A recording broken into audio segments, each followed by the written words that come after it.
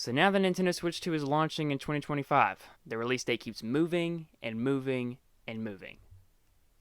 The insiders will get it eventually, right? Wrong!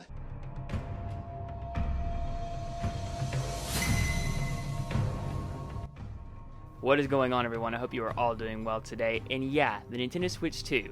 Everybody wants it. You guys want it. The media wants it. The insiders and the leakers want it. I'm gonna kill myself! Everybody wants it to be announced. There's so much conversation about this system. I thought it'd be really fun to talk about the potential launch lineup, because as we all know, a launch lineup can make or break a system.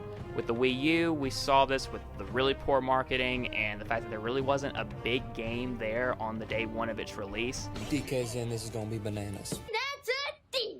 The Wii U did not do well, and as a result, it ended up selling poorly. And unlike the Switch had The Legend of Zelda Breath of the Wild, and that was arguably Nintendo's biggest, most anticipated game at the time. And with the proper buildup of hype and strong marketing, the Switch was just set up for far more success than the Wii U ever was. Still a piece of garbage. And so for today's video, I thought it'd be really fun to kind of go over my predictions and hopes for Nintendo's launch lineup for this next-gen system, whatever it ends up being called. The first game I expect to be released on this system's launch is Metroid Prime 4, specifically to show off the power that this system is supposed to have. All the leakers and insiders say that this system is supposed to be the most powerful system that Nintendo's ever done, 4K graphics, you name it.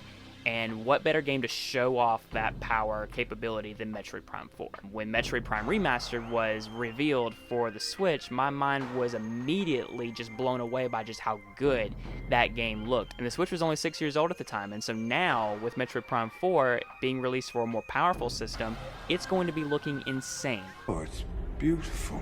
The next big thing I expect to see is a brand new 3D Mario. The Switch launched with Zelda, and now it's time for Mario to get his next big launch, because it's been almost 7 years since Super Mario Odyssey, and we have not had a big 3D Mario game since. Bowser's Fury, I feel like, was a test, and that is why I think the next big 3D Mario is going to be Bowser's Fury times 100. I think Bowser's Fury was a test to see what open world Mario would feel like, with the ability to just kind of travel to these different islands however you choose and take on the challenges however you choose, and with the big, crazy, epic boss fights with Bowser.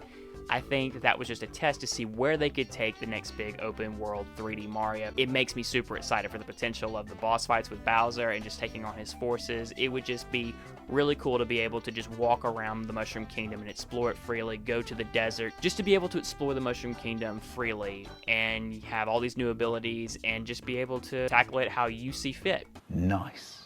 Now, if we don't have a brand new 3D Mario game, then the next game I totally expect to see on launch day is Mario Kart 9. We have not had a brand new Mario Kart in 10 years. It is beyond time, and I have no doubt this is something that will be a huge focus on the next system. Mario Kart 8 has sold 50 million plus copies. I'm sure they are hard at work on the next iteration. And no, Mario Kart Tour does not count. Nope. Another game that I know many people would go crazy for is a brand new Donkey Kong game. It's almost been 10 years since Donkey Kong Tropical Freeze, and at one time I know there were rumors that one was in development, but those sort of quietly disappeared, and I think that's just kind of strange, seeing as that we're here now with Switch 2, and the rumors just continue to get pushed back again and again and again. But I digress. I definitely wouldn't mind another game. I enjoyed Tropical Freeze, and the Donkey Kong Country series as a whole is just a lot of fun. But another franchise that is super debatable right now is the future of the Super Smash Bros. Series. There are two ways I see Nintendo handling this, and the first is just either porting Smash Ultimate with all the DLC included, or just making a brand new game and starting from the ground up.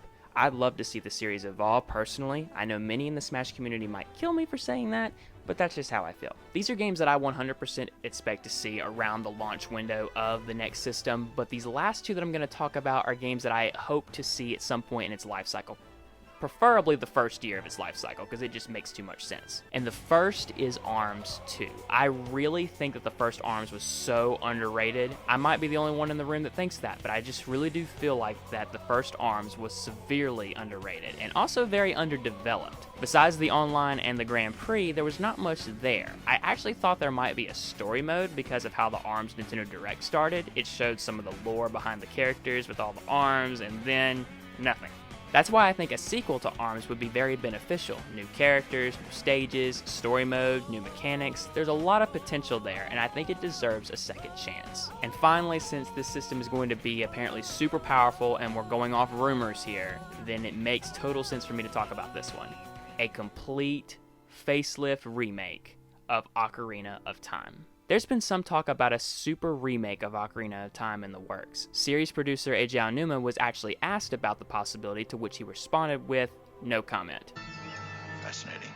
This is the one Zelda game that everyone tells you to play, and when you do, you can't deny it's pretty dated. Now, I obviously have a lot of nostalgia for it and can play it even to this day and have a lot of fun with it, but to those who don't have that nostalgia factor, they look at it and then they look at Tears of the Kingdom or Breath of the Wild and they're like, yeah, I'll go play that instead of this. And they literally end up asking the question, how in the world is that a masterpiece? I'm telling you, Nintendo, namesake alone, it will sell this game. You've got the classic fans who enjoy just the game because of how their nostalgia just factors in, and then you've got this new audience who's never played it before, but will definitely buy into it because of how good and amazing the game looks. And since it's going to be such a long time before the next big 3D Zelda game, I could not think of a better game to hold fans over while we wait for that game. So those are the games I expect/hope to see with Nintendo's next-gen system. And remember, if it gets announced in March, I will have an ice-cold bucket of water poured on my head, and you guys will get to laugh at me in humiliation. And along with that, I will be making a video about how you guys were right, and I was wrong. But because now that everybody is now changing their prediction to 2025, starting to look like that may not happen, and I would be in the right. But now I turn the discussion over to all of you. What games do you want to see on Nintendo's next-gen system? What are your predictions? I want to hear them. Comment below and let me know. Let's start a discussion. And if you stuck around to the end of this video, thank you so much for watching. The support truly means the world. Consider leaving a like and subscribing. I'm getting really close to 1,000 subscribers and would hope to hit it very soon. And until the next video, thanks again for watching, and take care.